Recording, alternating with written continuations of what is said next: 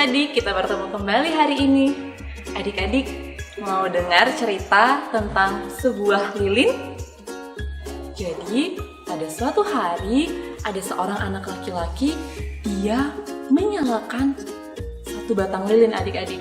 Satu batang lilin kecil, dia nyalakan. Lalu anak laki-laki itu membawa lilin itu berjalan menaiki tangga yang cukup jauh. Lalu si lilin berkata, "Kita hendak kemana?"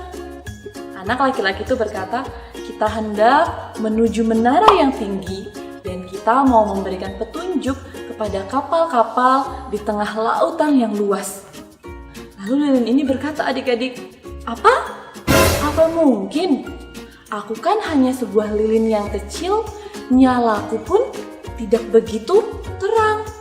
Apa bisa aku menerangi lautan yang begitu luas sehingga bisa memberikan petunjuk kepada kapal-kapal yang sedang berlayar?" Tapi anak laki-laki itu berkata, "Tenang saja, kita pasti bisa."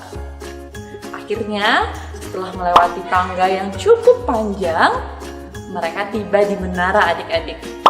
Anak laki-laki itu kemudian mengambil lilinnya dan dari lilin kecil ini dia menyalakan sebuah lampu yang besar.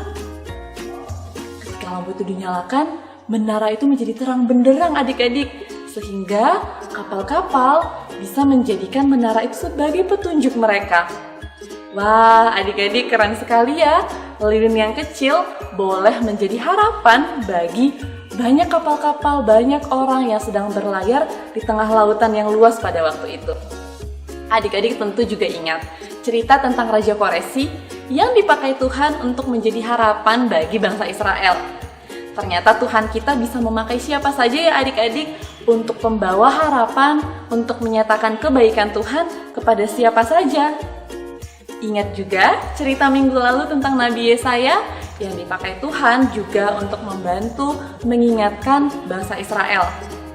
Adik-adik, dari Koresi, Nabi Yesaya dan juga lilin yang kecil ini kita belajar bahwa Tuhan bisa memakai siapa saja untuk menyatakan kebaikannya, kemuliaannya bagi semua orang. Adik-adik juga bisa dipakai sama Tuhan loh. Caranya seperti apa? Banyak sekali cara yang bisa dipakai. Dengan cara adik-adik boleh membantu orang yang sedang membutuhkan, boleh membantu papa mama, teman-teman, sama juga nih seperti aktivitas adik-adik minggu yang lalu.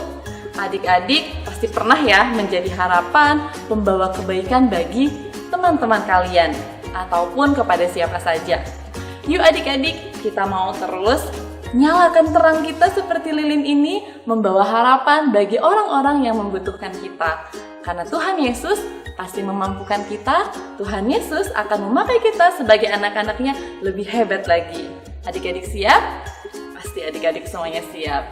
Tuhan Yesus memberkati.